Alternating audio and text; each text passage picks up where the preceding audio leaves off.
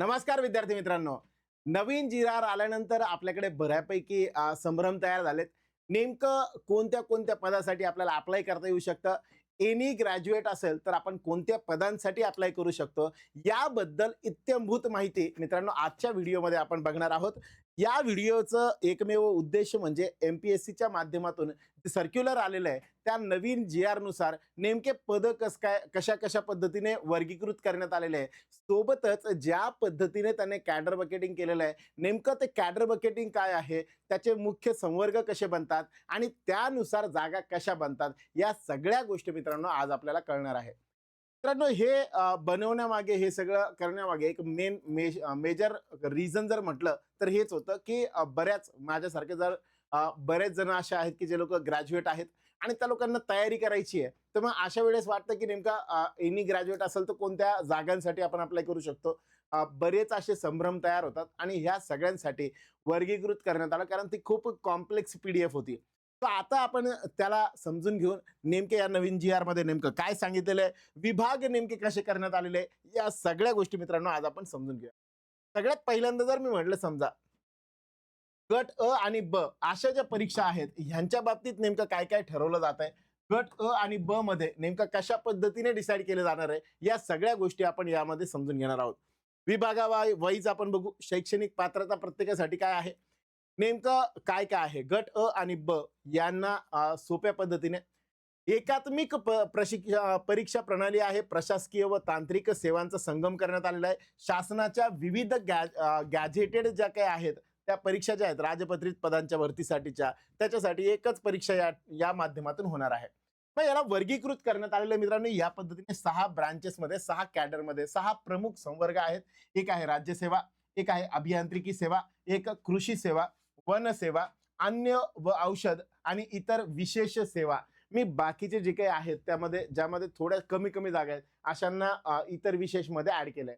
ठीक आहे. साधारण गट अ ची जर पदं आपण बघितली, सेवा मॅट्रिक्स 1 म्हणतो मी, ज्याला राज्यसेवा किंवा मुख्य प्रशासकीय सेवा म्हणतो, हे जे पद आहेत ह्या जे वर्गीकरण करण्यात आलेले आहे यालाच मी काय करतोय, इलॅबोरेट करतोय, पूर्ण डिटेलमध्ये सांगतोय. मग राज्यसेवामध्ये जर मी म्हटलं, साधारण मुख्य प्रशासकीय सेवेमध्ये जर आपण विचार केला, साधारण ग्रुप ए मध्ये जर कन्सिडर केलं, उपजिल्हाधिकारी असेल, पोलीस उप अधीक्षक असेल, डेप्युटी SP, DYSP, त्यानंतर पोलीस सहाय्यक पोलीस आयुक्त असेल, सहाय्यक राज्यकर आयुक्त असेल, उपनिबंधक सहकारी संस्थांसाठीचं जे आहेत ते पद, तहसीलदार, गट विकास अधिकारी BDO ज्याला म्हणतो आपण, आणि मुख्याधिकारी नगरपालिका आणि शिक्षण अधिकारी यासारखे किंवा अजून याच्या वरच्या लेवलचे जे काही पद आहेत ते यामध्ये आहेत. नायब तहसीलदार गट ब मधले जर म्हटलं, मंत्रालयीन कक्ष अधिकारी सेक्शन ऑफिसर ज्याला म्हटलं जातं, मुख्याधिकारी नगरपालिकेमधला, सहाय्यक गट विकास अधिकारी, उप अधीक्षक भूमी अभिलेख आणि राज्य उत्पादन शुल्क आणि उपशिक्षण अधिकारी, या सगळ्या पदांसाठी मित्रांनो ग्रॅज्युएशन हे आपल्याला अट आहे. सेकंड वन येतं एनी ग्रॅज्युएट. इकडे मी जर म्हटलं तर एनी ग्रॅज्युएट कोणी पण अप्लाय करू शकतं. इकडे येतं सेवा मॅट्रिक्स 2, टेक्निकल म्हणजेच अभियांत्रिकी सेवा किंवा कृषी म्हटलं मी, तांत्रिक सेवा. याच्यामध्ये तुमचं ग्रॅज्युएशन जे आहे ते ग्रॅज्युएशन टेक्निकल मध्ये असणं गरजेचं आहे. जसं की इंजिनिअरिंग ग्रॅज्युएट असेल, अभियांत्रिकी सेवामध्ये इंजिनिअरिंग सर्व्हिसेस, याच्यामध्ये सिव्हिल गट अ म्हटलं. त्यानंतर गट ब मधलं साधारण सहाय्यक कार्यकारी अभियंता, सहाय्यक अभियंता, उपविभागीय जलसंधारण अधिकारी. गट ब चे असतील सहाय्यक अभियंता श्रेणी 2 आणि जलसंधारण अधिकारी. इतर शाखा फक्त गट ब मधल्या, मेकॅनिकल असेल, इलेक्ट्रिकल विद्युत आणि यांत्रिकी, इलेक्ट्रिकल आणि मेकॅनिकल, सहाय्यक अभियंता श्रेणी 2 ही पद या ठिकाणी टेक्निकल मध्ये येतं. ज्यामध्ये तुमचं ग्रॅज्युएशन बॅकग्राऊंड जर इंजिनिअरिंग असेल तर तुम्ही अशा फील्डला अप्लाय करू शकता. महाराष्ट्र कृषी सेवा ॲग्रिकल्चरल विभाग, गट अ कृषी अधिकारी आणि गट ब मध्ये कृषी अधिकारी व कृषी अधिकारी कनिष्ठ ज्याला ज्युनियर म्हणतो आपण, असे गट अ आणि ब हे दोन्ही संवर्ग याच्यामध्ये येतात. तिसरा मॅट्रिक्स आहे विशेष आणि प्रशासकीय सेवा. यामध्ये महाराष्ट्र वन सेवा येतं, सहाय्यक वनरक्षक ACF ज्याला म्हणतो आपण, वन क्षेत्रपाल RFO ज्याला म्हटलं जातं. त्याच्यानंतर अन्न आणि औषध प्रशासकीय सेवा, गट अ चे सहाय्यक आयुक्त असेल, गट ब मध्ये अन्न व सुरक्षा अधिकारी असतील. हे लोक जे आहेत ते अन्न व औषध प्रशासकीय सेवा यामध्ये हे दोन पद जे आहेत ते येतात. इतर विशेष सेवामध्ये महाराष्ट्र पशुवैद्यकीय सेवा याच्यामध्ये पशुवैद्यकीय अधिकारी गट अ चा, याला पण टेक्निकल मध्ये कन्सिडर करतो आपण.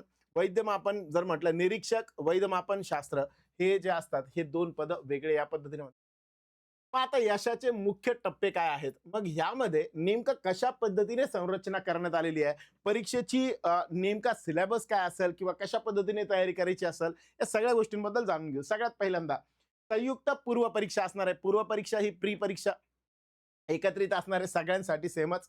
त्यानंतर मी म्हटलं समजा टप्पा 2 स्वतंत्र मुख्य परीक्षा, मेन एक्झाम ही डिस्क्रिप्टिव्ह स्वरूपामध्ये असण्याचे चान्सेस आहे. यामध्ये मेन एक्झाम जी आहे ती स्वतंत्र असेल, प्रत्येक विभागानुसार ती वेगळी घेतली जाणार. आणि काही टप्पे असे आहेत जे अधिकारी लेवलचे म्हटलं ग्रुप अ मध्ये ब आणि क मधले काढून टाकण्यात आले. मुलाखत जी आहे ती त्याला आहे. साधारण ह्यांच्या मार्किंग स्कीम बद्दल पण पुढे सांगतो. साधारण पेपर 2 जर मी म्हटलं 200 गुणांचा 33% पार्ट क्वालिफाईंग नेचरचा आहे. 33% तुम्हाला असले पाहिजे. पेपर 1 जो असेल तो 200 मार्कांसाठीचा. साधारण मुख्य परीक्षेसाठी गुणवत्ता केवळ पेपर 1 मधील गुणांवरून ठरेल. पेपर 1 जो असेल तो महत्वाचा असेल त्याच्या बेसवरती, आणि हा सेकंड जो आहे तो क्वालिफाईंग असेल. 33% तुम्हाला त्याच्यामध्ये असले पाहिजे. 100 म्हणजे समजा मी म्हटलं 100 मार्कांचा पेपर आहे तर साधारण 33 मार्क असले पाहिजे. 200चा आहे त्यामुळे 66 मार्क तुम्हाला मिनिमम असले पाहिजे. आणि याच्यामध्ये निगेटिव्ह मार्किंग 1/4 असणार आहे. यानंतर पूर्व परीक्षा नेमकं कसं असणार आहे, टप्पा 2 आणि 3 मुख्य परीक्षा आणि मुलाखत. मग निवडलेल्या विकल्पानुसार तुम्ही मुख्य परीक्षा पूर्व परीक्षेचाच फॉर्म भरताना तुम्हाला विचारलं जाईल कोणत्या पोस्टसाठी तुम्ही अप्लाय करताय, बरोबर. त्याच्यात प्रेफरन्स दिले जात आहे. जसं तुम्ही SSC स्टाफ सिलेक्शन कमिशनचे फॉर्म बघितले असतील, तिकडे तुम्हाला पोस्ट विचारल्या जातात. नसेल तर तिथे एक्स लिहायचं असतं, एक फुले असते ती द्यायची असते. सेम तशा टाईपचं तुम्हाला पूर्व परीक्षेमध्ये विचारलं जाणार. तो पूर्व परीक्षेचा विकल्प ऑप्शन तुम्ही निवडलेला असेल त्यानुसार तुम्हाला मुख्यसाठी पेपर जो असेल तो तुम्हाला द्यावा लागेल. ठीक आहे. मग जर मी म्हटलं राज्यसेवा स्टेट सर्व्हिसेस वनसेवा 1750 गुणांची मुख्य परीक्षा, वनसेवा 400 गुणांची, इतर तांत्रिक सेवा ज्या आहेत त्या 50 गुणांसाठी, आणि मुलाखत जी आहे ती 275 राज्यसेवामध्ये, आणि बाकी 50 गुणांचा इंटरव्ह्यू जो आहे तो असणार आहे. फॉरेस्टमध्ये पण हे दोनच पद आहेत. त्या दोन पदांच्या हिशोबाने जर मी म्हटलं तर या पद्धतीने असेल. सो ओव्हरऑल जर मी म्हटलं तर या पद्धतीने आहे.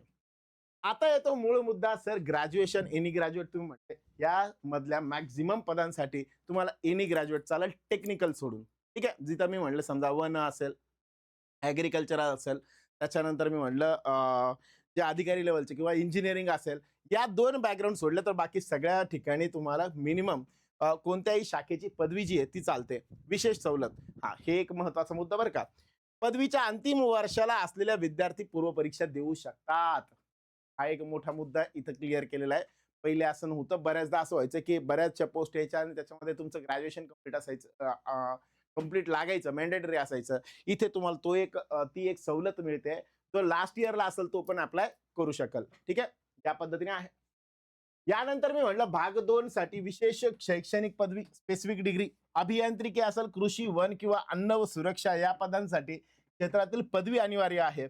लेखा अधिकारी, परिवहन अधिकारी, उद्योग अधिकारी यांच्यासाठी विशिष्ट शैक्षणिक अर्हता आवश्यक असणार आहे.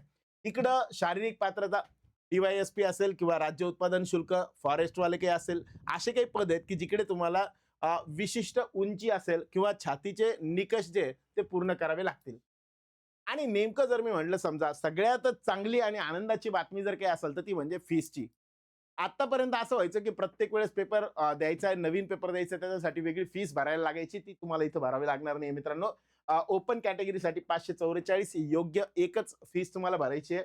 आणि त्याच्यानंतर मागासवर्गीय असेल तर अशा केस ₹44. अशा पद्धतीने फीस स्ट्रक्चर जे आहे ते या ठिकाणी बघायला भेटतं. सखोल अभ्यास करणं, विशेष याच्यामध्ये सूचना एकच देण्यासारखी की सरळ सेवा परीक्षा ज्या आहेत त्या सरळ सेवा परीक्षांमध्ये बऱ्यापैकी सरळ सेवा परीक्षा ह्या आता शिफ्ट होत आहेत कुठे, MPSC कडे. मग आता ह्या जर शिफ्ट झाल्या आहे, 100% शिफ्ट झाल्या आहे, कन्फर्म आहे, तर अशा वेळेस मित्रांनो फक्त प्रिव्हियस इयरचे क्वेश्चन्स यांचा अभ्यास करून चालणार नाही. तुम्हाला प्रॉपरली एक स्ट्रॅटेजी घेऊन, कारण MPSC जे प्रश्न विचारते ते एकदम सखोल प्रश्न विचारते, म्हणून तुम्हाला डिटेल अभ्यासाची तयारी करावी लागेल. काही लोकांचा प्रश्न असेल की सर अभ्यास नेमका कसा करायचा, नेमकं काय करायला पाहिजे. पोस्ट वाईज मी सिलेबस आणि अभ्यासाबद्दल सांगाल, पण एक गोष्ट मी तुम्हाला कन्फर्म सांगाल मित्रांनो, सिलेबस कुठलाही असू द्या, नोटिफिकेशन येऊ द्या, मग अभ्यासाला लागतो, ही चूक करू नका. मला एक सांगा, आतापर्यंत एमपीएससीने जे काही विचारलं होतं ते आणि इथून पुढे विचारलं जाणार. मला सांगा, टीसीएसनी घेऊ द्या, आयबीपीएसनी घेऊ द्या किंवा एमपीएससीने घेऊ द्या, एक्झाम कुणीही घेऊ द्या. सब्जेक्ट बदलले का रे बाळांनो? सब्जेक्ट जर तेच आहे, असं थोडी आहे की आयबीपीएसनी परीक्षा घेतली म्हणजे मग एमसीक्यू टाईपमध्ये विचारलं, त्याच्यानंतर त्यात वेगळं काहीतरी विचारलं. आता एमपीएससी एक्झाम घेणार आहे, मग एमपीएससी गेल्यानंतर एमपीएससीच्या एक्झामला गेल्यानंतर तुम्हाला फार रांगोळी-बिंगोळी काढायला लावली, असं काय आहे का? बिलकुल नाही. तुमचा अभ्यासही एक आहे मित्रांनो. एका अभ्यासावरती बेस ही एक्झाम आहे. तुम्ही सब्जेक्टचं चांगलं प्रिपरेशन करा. मी म्हणाल इंग्लिश असेल, मराठी असेल, त्याच्यानंतर गणित बुद्धिमत्ता असेल, सोबतच मी म्हणाल जी-के, जी-एस असेल, यांचा अभ्यास तुम्ही प्रॉपरली चांगल्या पद्धतीने करा. सगळीकडे एक्झाम कुणीही घेऊ द्या. आत्ताच अभ्यासाला लागा एमपीएससीच्या बेसवरती. आतापर्यंत कसे क्वेश्चन्स होते त्याबद्दल थोडंसं अभ्यासाला लागा आणि तयारी करा. ठीक आहे. अडचणी काय आल्या तर महासरळ टीम महासरळ तुमच्यासोबत आहेतच. Thank you very much. Good day to all of you.